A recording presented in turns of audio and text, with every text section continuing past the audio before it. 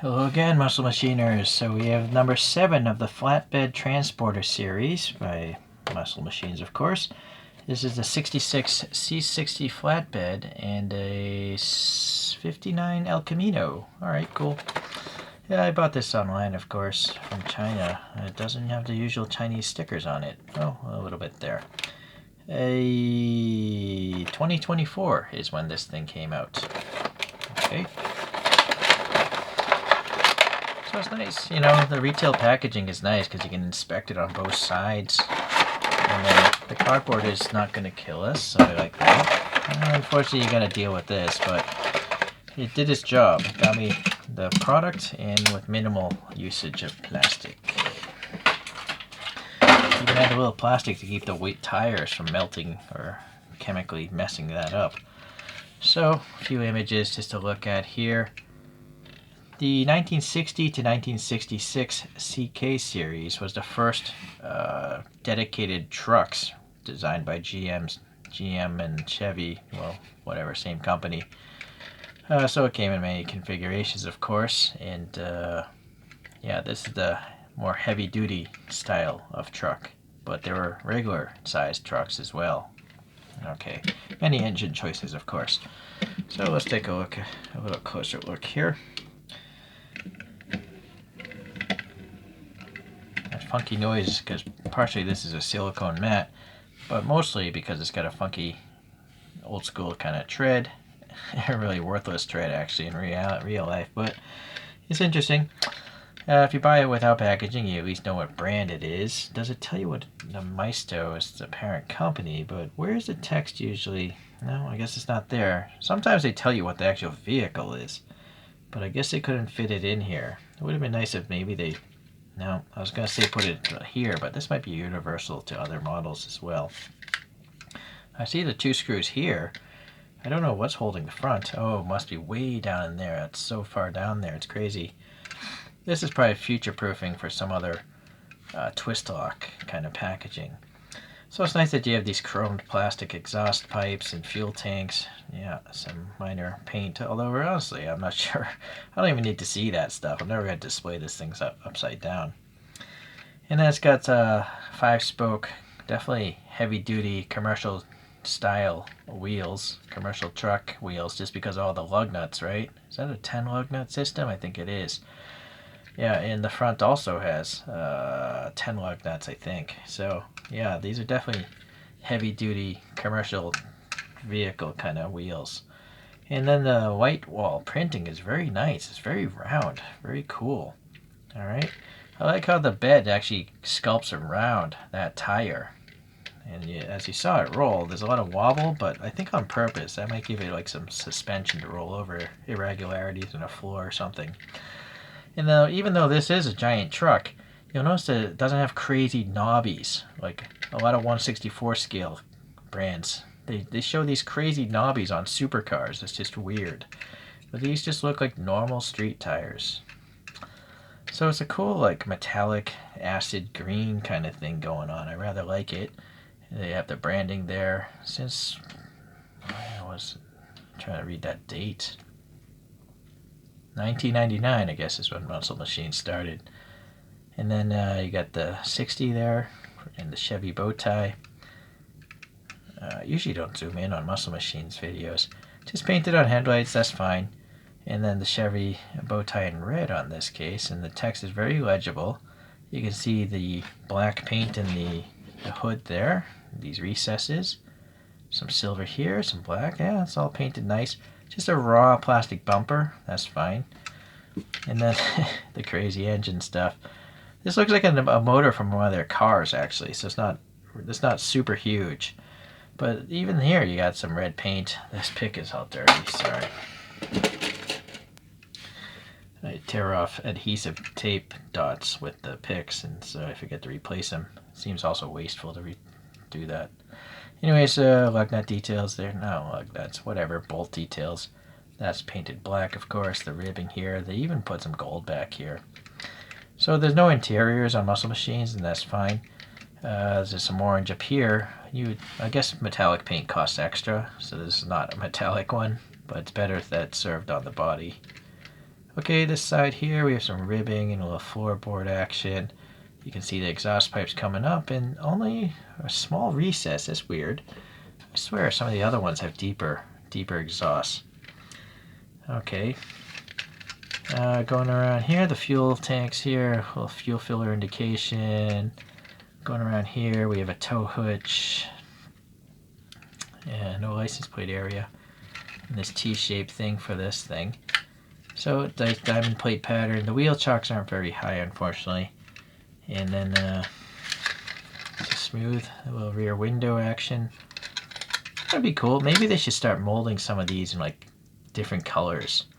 Dark purple, maybe even a metallic gray or silver, just to change it up. Okay, well, that's it. So 1959 would be a second generation Impala. The first generation was only 1 year, 1958, and even this is only 2 years, 59 and 60. Alright, before I forget again.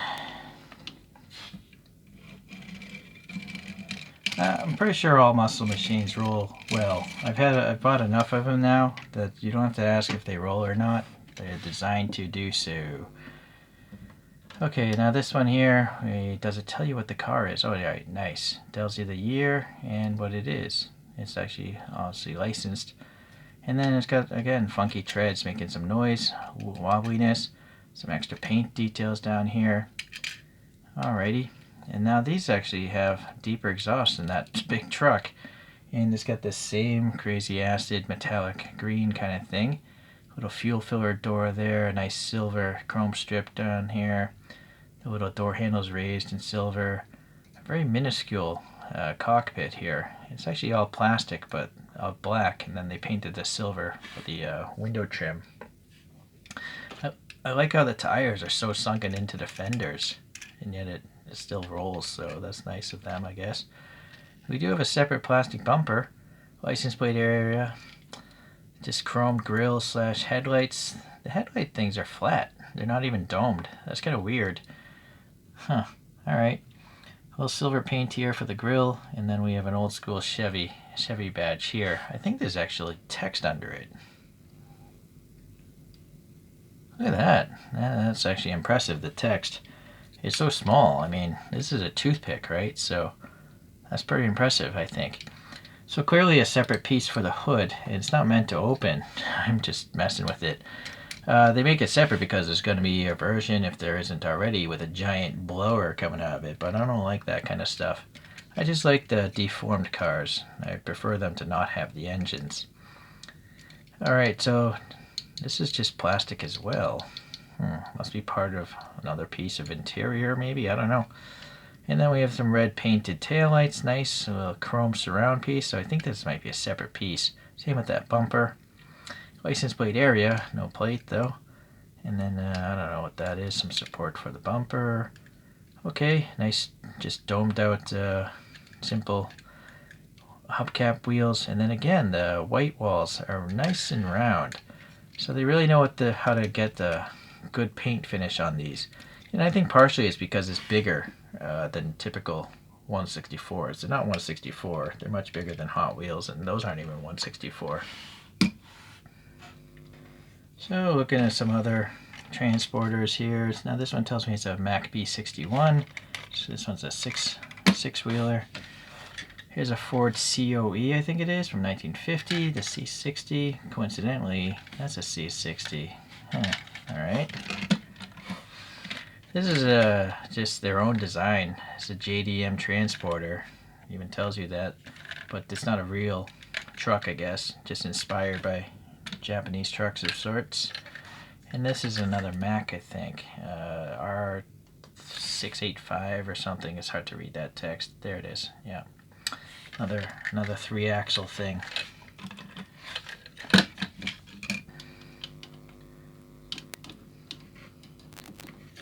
So this is actually quite small. And the other ones, I think, are comparatively large. The Ford's kind of small too. Yeah, I think people recognize this as a true commercial truck kind of, semi-truck kind of thing, so it makes sense that that would be huge. It does look big in the photographs anyhow. So here we have the 69 Cadillac Custom, another GM product, right? So similar kind of quad headlight things. This is a 1950 Ford Woody, and that's really it for the really old school muscle machines in my collection. And then we start getting to the muscle cars, so I'm just going to pull out one, the Shelby Daytona Coupe. See, I would much prefer this to not have the engine. These I prefer, no giant engines. So hopefully they'll come out with this casting without an engine sticking out of it one day. Then I would consider buying it. I think a silver one would be the logical color choice.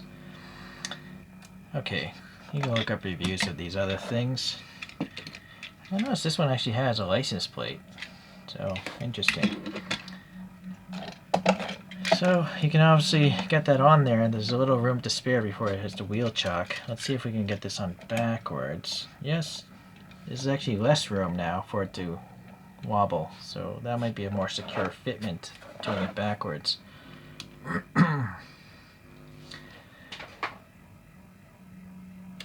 And by the way, these things are so tall and the thing is so short, it doesn't really want to, right? It's such a steep angle of approach, but if you're just playing with it, I guess you can do that. If you look at the styling, right, the rake of the truck itself and the rake of the car, it's very well done. It's a very fitting match for the two. Scraping my monitor. As usual, Muscle Machines doing a great job, I think. Yeah, really no complaints about the transporters, really. I think they're a great value. I got at least where I get them. I get them from AliExpress usually, so they're like $10 if they're on sale or something like that. And if you think about that, I mean, $5 for each of these, that's a pretty good deal, I think. Okay, well, thanks for watching, everyone. We shall see you the next time a Muscle Machines transporter rolls in.